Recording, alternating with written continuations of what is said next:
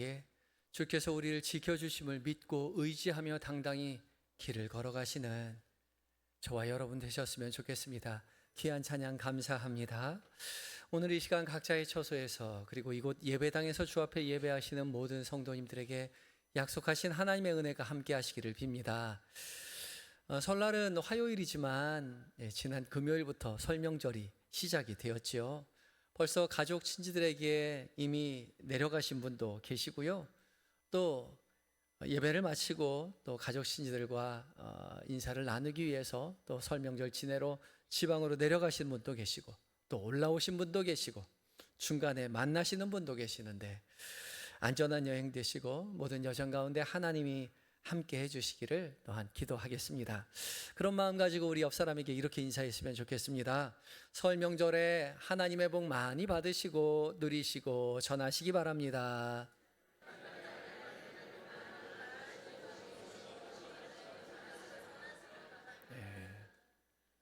새해 복 많이 받으라는 이야기는 많이 하지만 받은 복 많이 누리는 것이 더 중요하고 누린 복 이웃에게, 가족에게, 친지에게 전하는 것도 정말 중요합니다. 복 많이 받으시고 누리시고 전하시는 설 명절 되셨으면 좋겠습니다. 오늘 우리나라 절기로는 설 명절이지만 교회력상으로 보면 산상변모주일이죠. 산상변모주일은 예수님께서 산 위에 올라가셔서 그 모습이 영광스럽게 변화된 사건을 기념하는 절기입니다. 그래서 앞에 내림천도 하얀색으로 바꿨고 제 스톨도 하얀색으로 바꾸었습니다. 하얀색은 거룩, 성결, 그리고 기쁨을 상징하는 색이라고 누차 말씀드렸죠. 그래서 오늘은 다른 주일보다 조금 더 기쁘게 주일을 보냈으면 좋겠습니다. 그런데 이 기쁜 날을 기점으로요, 산상변모주일이 지나고 나면 이번 주 수요일부터 재수요일과 사순절이 시작되게 됩니다. 그러니까 예수님은 십자가의 고난의 사건을 걸어가시기 전에 지금 가장 영광스러운 모습으로 제자들에게 보여주신 것이죠. 오늘 읽은 마태복음뿐만 아니라 마가복음과 누가복음, 그러니까 공관복음서에서 공이 이렇게 영광스러운 모습을 드러내 주시고 그 다음에 고난을 말씀하시는 이 순서로 되어 있습니다. 영광 다음에 고난이에요. 그래서 교회 역시 산상변모주일도 이렇게 고난의 사순절을 지나기 전주에 오늘 산상변모주일로 영광스러운 은혜의 자리, 기쁨의 자리로 누리게 되죠. 영광으로 시작해서 고난으로 가는 것이 바로 십자가의 길입니다. 그렇다면 우리는 질문을 하게 되죠. 왜 하필 예수님은 십자가에 달리시기 전에 영광을 보여주신 것일까? 그것이 우리에게 어떠한 삶의 의미가 있을까? 오늘 함께 말씀을 묵상하며 이 은혜를 나눠보려고 합니다.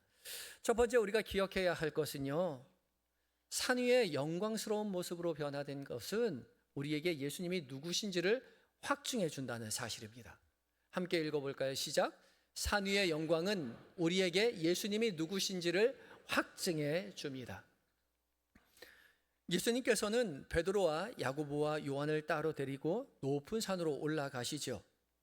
가서 영광스럽게 그 모습이 변화되셨습니다. 학자들은 이 높은 산이 어느 산일까 굉장히 궁금해합니다. 높다고 하니까 이스라엘에서 가장 높은 산은 이스라엘 북쪽에 있는 헤르몬 산입니다. 만년설로 뒤덮여 있어요. 그러니까 그곳일 것이다 라고 말하기도 하지만 또 거기는 너무 예수님이 복음을 전하시던 곳과는 너무 멀어서 갈릴리 주변에 있는 다볼산일 것이다, 그렇게 말하는 사람도 있습니다. 그것이 정확히 어디인지 알 수 없어요. 왜냐하면 성경에 기록되어 있지 않기 때문에 그래요. 성경에 기록되지 않은 건 별로 중요하지 않습니다. 중요한 건 따로 있어요. 중요한 건 어디 있다고요? 따로 있다고요. 정말 따로 있어요. 1절 말씀 다시 한번 읽어볼까요? 1절이요. 1절 읽습니다. 시작. 엿새 후에 예수께서 베드로와 야고보와 그 형제 요한을 데리시고 따로 높은 산에 올라가셨더니. 아멘. 따로 있죠? 따로 있잖아요. 제자 셋만 데리시고 따로 높은 곳에 올라가셨다라고 기록해 놓으셨어요. 산 이름은 정확히 안 적어 놓으셨는데 따로 올라가셨다는 사실을 정확히 기록해 두셨죠. 기록해 두셨다는 건 중요하다는 말입니다. 따로 올라갔다는 게 중요해요. 예수님은 많은 제자들과 함께 다니셨죠. 무리들과도 함께 다니셨는데 이 높은 산에 올라가실 때는 따로 세 제자들만 데리고 가셨어요. 이 따로 오라고 번역한 헬라어는 카트 이디안인데요. 사적으로, 개별적으로라는 의미를 가지고 있습니다. 그러니까 이 높은 산에 오른 이 자리는 세 제자만을 위해서 특별히 개별적으로 준비된 자리였던 거죠. 우리 생각해요. 아니 12제자 다 데리고 가면 얼마나 좋겠어요? 아니 12제자뿐만 아니라 함께 다니던 모든 무리들이 다 볼 수 있도록 모든 사람들 다 보는 데서 영광스럽게 변화된 모습 보여주셨으면 모든 사람 다 믿을 수 있었을 텐데 예수님이 그렇게 하지 아니하시고 세 제자들만 따로 데리고 가셨어요. 왜냐하면 예수님께서 영광스러운 모습으로 변화되어 하나님의 아들이라고 말하는 그 음성은 아직 비밀에 붙여야만 했기 때문이죠. 9절 말씀입니다. 9절 말씀 함께 읽어볼까요? 시작. 그들이 산에서 내려올 때에 예수께서 명하여 이르시되 인자가 죽은 자 가운데서 살아나기 전에는 본 것을 아무에게도 이르지 말라 하시니. 아멘. 산에서 내려오면서 본 거 아무에게도 얘기하지 말아라. 예수님 말씀하셨어요.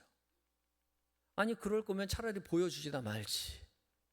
보여줘 놓고 아무에게도 이르지 말라니요. 그게 더 어렵지 않겠습니까? 보통 일도 아니고 예수님께서 해같이 밝게 빛나시고 모세와 엘리야를 같이 만나서 이야기하고 그 영광스러운 그 자리 가운데 하늘에서 음성이 나서 이는 내 사랑하는 아들이니 내 기뻐하는 자니 그의 말을 들어라 라고 그 으롱찬 음성을 들었는데요. 아무에게도 말하지 말라니요. 그게 더 어렵죠. 아니 산에 내려가면 제자들이 물어볼 거 아니에요. 그렇지 않겠습니까? 지금 뒷산에 갔다 온 것도 아니고 예수님이 따로 세 제자만 데리고 높은 산에 올라갔다 왔잖아요. 제자들 묻겠죠. 아니 예수님하고 따로 가서 뭐하고 왔어? 아니 별일 없었어. 별일 없었어. 아무 일 없었어. 아니 아무 일 없긴 뭘 아무 일 없어. 별일 없으면 예수님이 왜 따로 당신들을 높은 산으로 데리고 왔겠어? 지금 산악훈련에? 무슨 일이 있었겠지. 무슨 일 있어? 우리에게 얘기해줘. 아니 아무 일 없었어. 아무 일 없었어. 빨리 말해봐. 제자들 다른 제자들 이렇게 죽어가지 않겠어요? 그거 감추는 게 더 힘들지 않겠습니까? 얼마나 말하고 싶었겠어요. 근데 예수님 뭐라고 하셨다고요? 절대 말하지 말라고요. 언제까지요? 인자가 죽은 자 가운데서 살아나기 전까지요. 그러니까 예수님께서는 이 세 제자에게 지금 예수님의 십자가의 고난을 미리 말씀하고 계시는 거죠. 그 죽음을, 그 부활을 말씀하고 계세요. 십자가에 죽었다가 다시 살아나기 전까지 하나님의 아들이라는 사실을 결코 말하지 말라고 말해요. 왜냐하면 하나님 아들 된 이 영광, 예수님의 이 영광은 십자가 없이는 올바로 이해할 수 없기 때문에 그렇습니다. 십자가 없이 하나님의 영광만을 본다면 너도 나도 예수님을 정치적인 메시아로 세우려 들게 뻔하죠. 그래서 예수님은 십자가에 지시기 전에 영광스러운 모습으로 자신을 드러내 주셨지만 그 영광을 비밀로 감추어두라 말씀하시죠. 높은 산 위에서 형체가 해같이 빛나셔서 모세와 엘리야가 나타나고 하늘의 음성이 들려요. 이는 내 사랑하는 아들이요 내 기뻐하는 자니 너희는 그의 말을 들으라. 다른 누구는 몰라도 따로 산에 올라갔던 이 세 제자는 누구보다도 예수님이 누구인지를 확실히 알게 되었을 것입니다. 변화산의 영광은 십자가에 달려야만 하는 그 예수님이 하나님의 아들이라는 사실을 확실하게 믿게 해준다는 거죠. 베드로는 그것을 마음에 품고 있었습니다.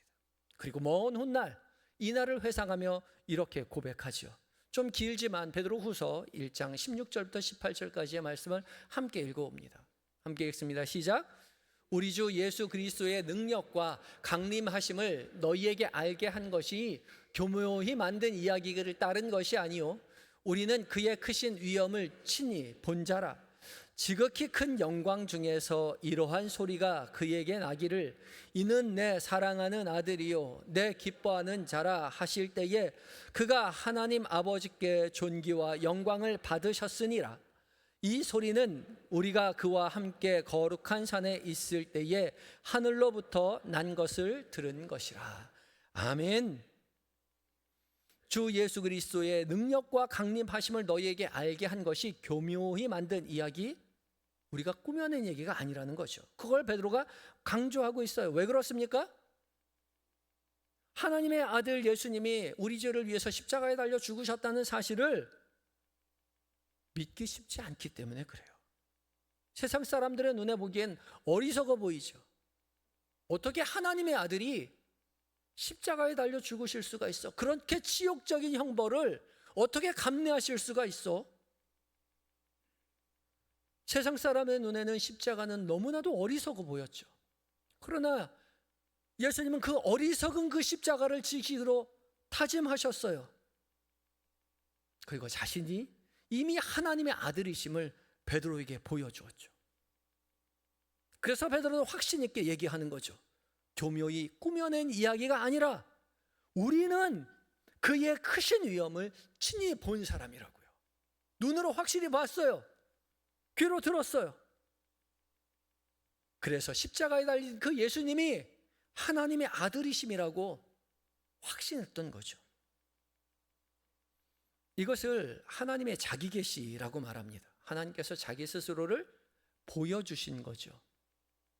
하나님의 하나님 되심을 하나님께서 친히 사람들에게 드러내 보여주시는 겁니다. 하나님은 영이시기에 우리 스스로는 하나님을 온전히 이해할 수 없습니다. 인식할 수 없어요. 볼 수도 없고 들을 수도 없고 깨달을 수도 없고 만질 수도 없고 이해할 수도 없어요. 이해할 수 없는 게 당연하죠. 세상 사람들 우리에게 이해시켜달라고 하지만 이해할 수 없어요. 이해할 수 있다면 그건 하나님이 아닌 거죠. 이해할 수 없는 그 하나님이 이해할 수 없는 행동을 하셨어요. 신신 하나님이 십자가에 달려 우리를 위해서 죽으셨다고요. 그런데 그 영광된 모습을 베드로에게 보여줌으로 말미암아 우리를 위해서 십자가에 달려 주신 그 주님, 사랑의 주님이 바로 하나님의 아들이심을 확고하게 믿음으로 증언하게 해 주었습니다. 하나님은 만질 수도 없고 이해할 수도 없어요. 그러나 어느 순간 하나님은 자기를 드러내시죠. 그것을 하나님의 체험, 신적 체험이라고 말을 합니다. 어느 날 눈물이 갑자기 흐르기도 하고요. 꿈을 꾸기도 하고요. 음성이 들리기도 하고요. 환상을 보기도 하고요. 기적같이 병이 낫기도 해요. 그때 우리는 비로소 알죠. 아, 하나님이시구나. 그렇게 고백하는 겁니다. 이 하나님 체험은요, 굉장히 강력합니다. 이 경험만 있으면 어떠한 고난도 이겨낼 수 있어요. 왜냐하면 나는 들었거든요. 나는 보았거든요. 그런데 이 하나님 경험, 하나님 체험, 하나님의 자기 계시는 굉장히 개별적입니다. 주관적이에요. 따로 경험하게 됩니다. 곁에 앉아 있어도, 같이 누워서 잠을 들어도, 같이 길을 걸어가도, 같은 말씀을 들어도 하나님 체험, 하나님 경험, 하나님의 자기 계시는 각자 개별적으로 이루어지는 거죠. 그런데 그렇게 경험한 자는 더 이상 하나님을, 예수님을 그냥 말로 설명하는 것이 아니라 증언하게 됩니다. 증인이 돼요. 나는 보았다고, 나는 들었다고, 내가 들은 분이 하나님이시라고, 내가 본 그 사람이 예수님이라고 그렇게 고백하게 되는 거죠. 베드로가 그랬습니다. 그날 산 위에서의 경험은 베드로를 평생 붙들고 살 수 있도록 해 주었습니다. 그렇다고 인생이 힘들지 않았던 건 아니에요. 고난이 있었죠. 고통스러운 자리도 있었고, 의심의 자리도 있었고, 힘든 자리도 있었습니다. 순환의 자리도 있었어요. 그러나 베드로는 무너지지 않았습니다. 순교의 자리까지 갔지만 믿음을 잃지 않았어요. 왜요? 그는 그날의 영광을 평생 간직하고 있었기 때문에 그렇습니다.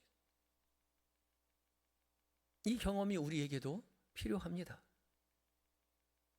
사랑하는 한영의 성도 여러분, 하나님께서 우리를 따로 부르실 때가 있어요.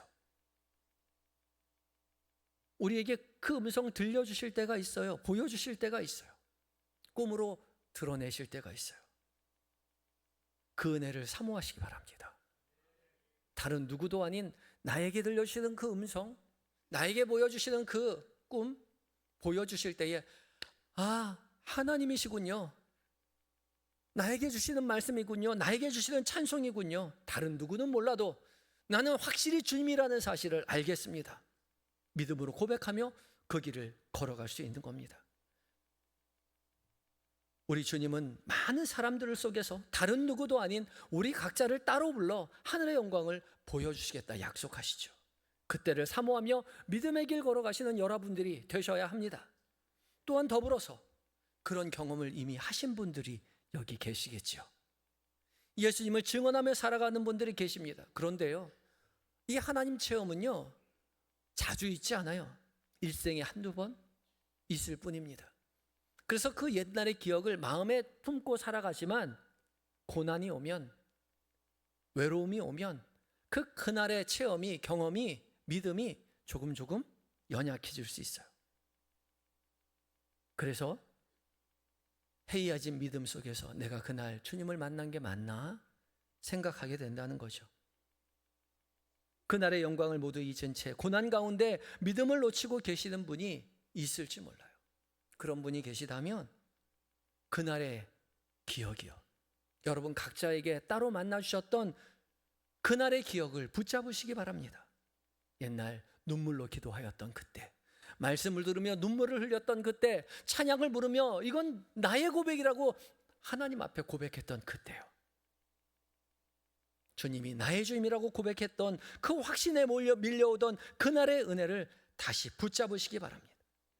산 위의 영광은 예수님을 나의 주님이라고 고백하게 할 뿐더러 우리가 걸어가는 이 고난의 길을 견디게 하는 힘을 줍니다.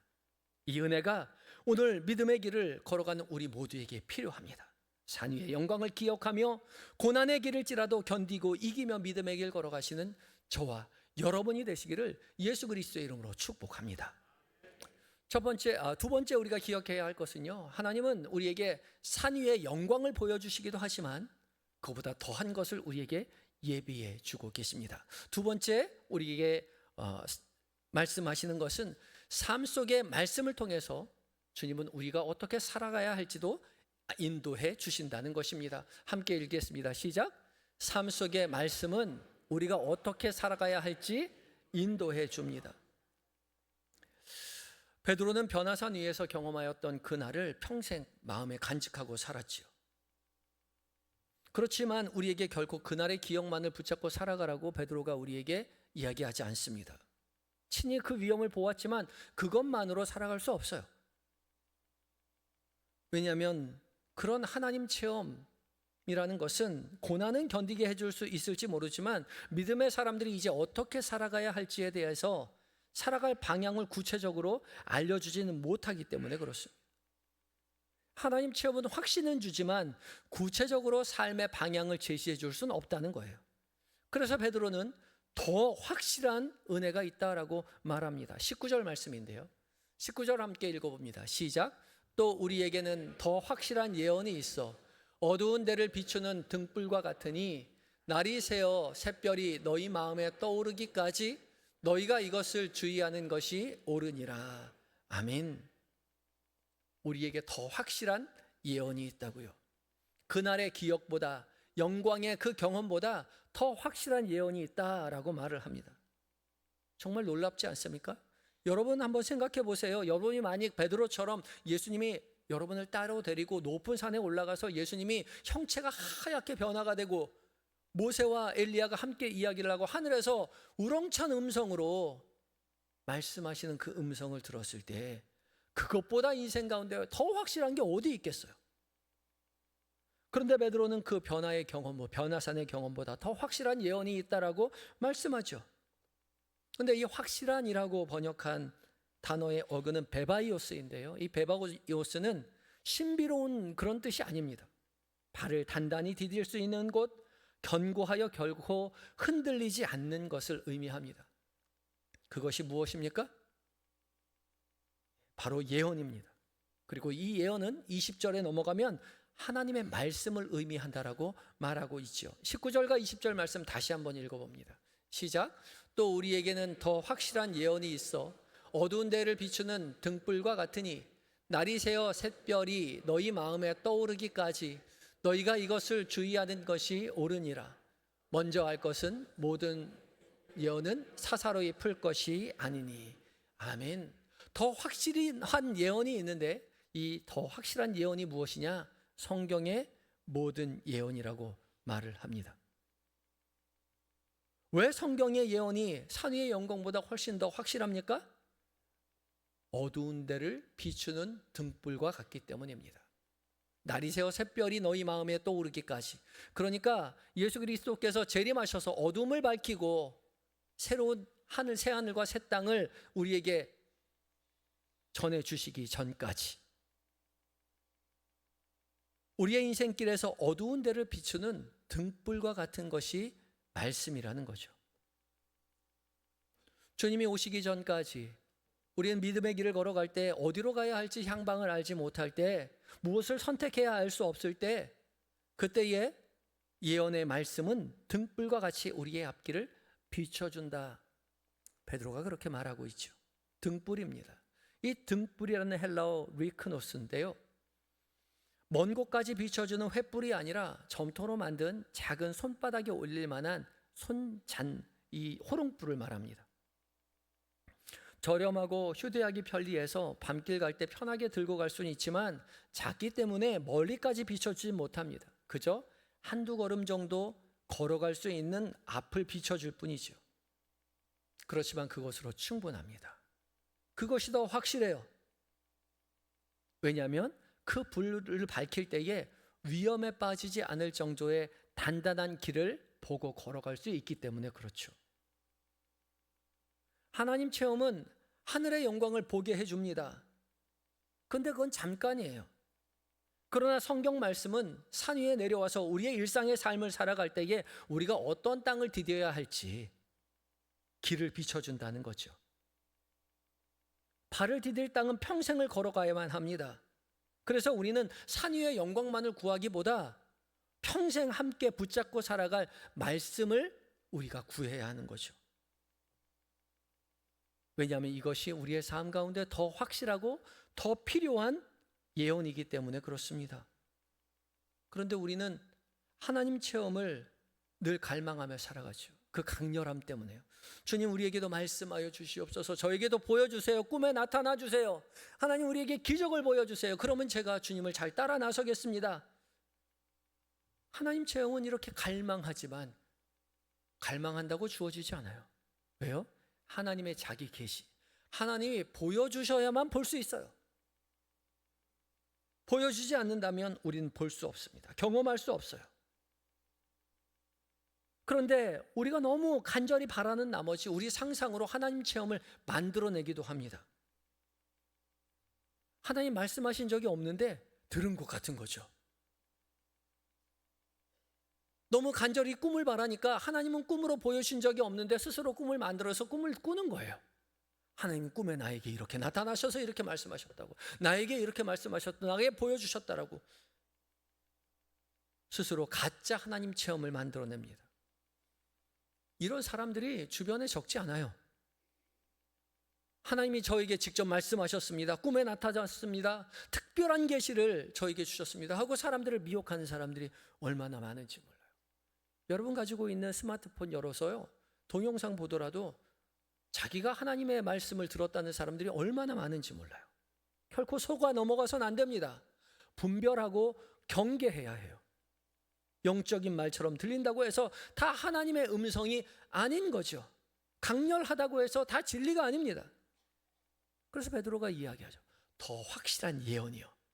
더 확실한 예언을 우리 모두에게 주셨다고요. 21절 말씀 함께 읽어볼까요? 더 확실한 예언이요. 시작.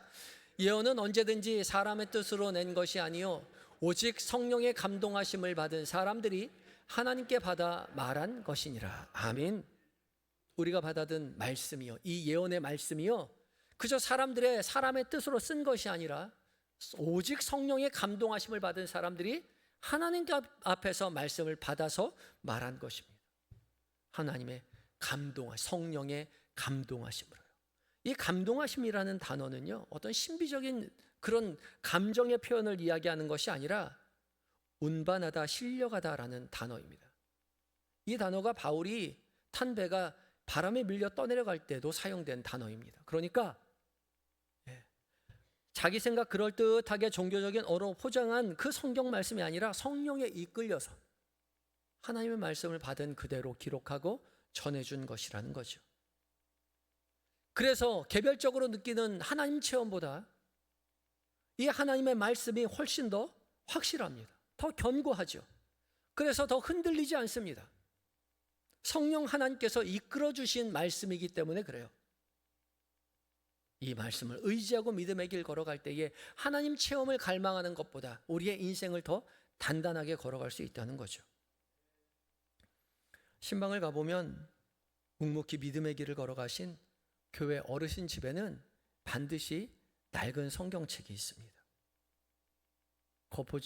겉표지가 다 낡고 밑줄도 많이 거져 있고 자주 펼쳐보아서 두께도 굉장히 두툼해진 그 성경책을 늘 가까이 하고 말씀 묵상하는 거죠.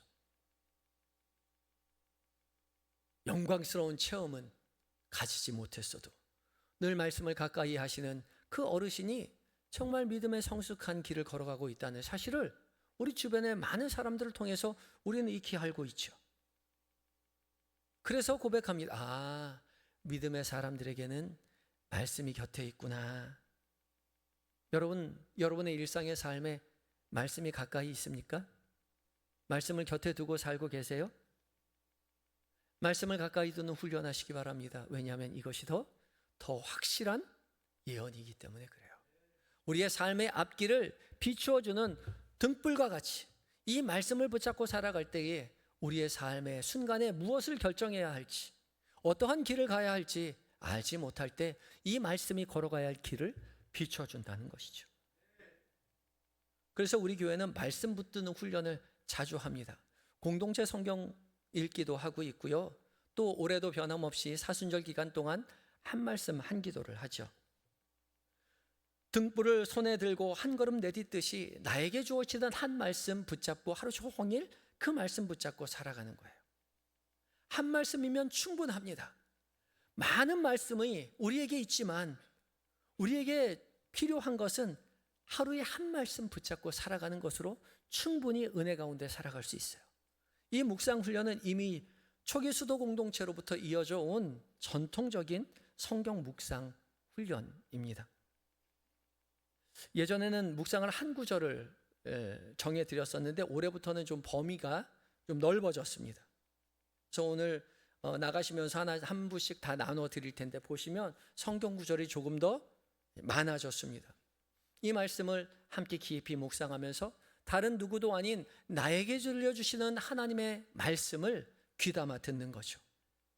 입으로 읽고 귀로 듣고 마음으로 전존재로 하나님의 말씀을 읽고 들으면서 오늘 나에게 들려주시는 그 하나님의 말씀을 붙잡고 하루 종일 살아가는 거예요. 그때 주님께서 그 말씀을 통하여 우리의 앞길을 밝히 비춰주실 것입니다. 살아있는 음성으로 우리 가운데 듣게 해주실 거예요.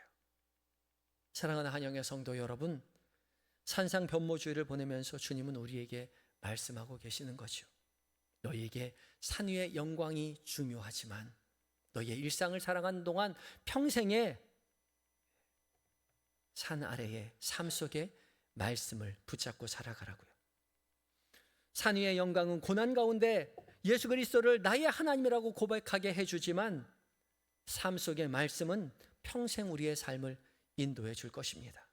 광풍 속에서도 방향을 잃지 않는 배처럼 어두운 밤에도 결코 꺼지지 않는 등불처럼 우리 곁에 있는 말씀이 우리의 삶을 끝까지 인도해 준다는 사실을 늘 기억하시고 말씀을 붙잡고 믿음의 길 단단히 걸어가시는 저와 여러분이 되시기를 예수 그리스도의 이름으로 축복합니다. 기도하시겠습니다. 산 위의 영광을 보여주신 주님, 삶 속에 말씀까지 우리에게 전해주시니 감사합니다. 산의 영광을 바라보며 예수 그리스도께서 우리의 왕 되심을, 하나님의 아들 되심을 믿음으로 고백하였듯이 성령으로 인도하여 온 하나님의 말씀을 통하여 우리가 어두운 길 걸어갈 때마다 말씀을 등불 삼아 한 걸음 한 걸음 기쁨으로 나아가게 하여 주시옵소서. 말씀을 붙드는 성도, 가정, 교회로 서게 하여 주시옵소서. 예수님의 거룩하신 이름으로 기도드립니다. 아멘.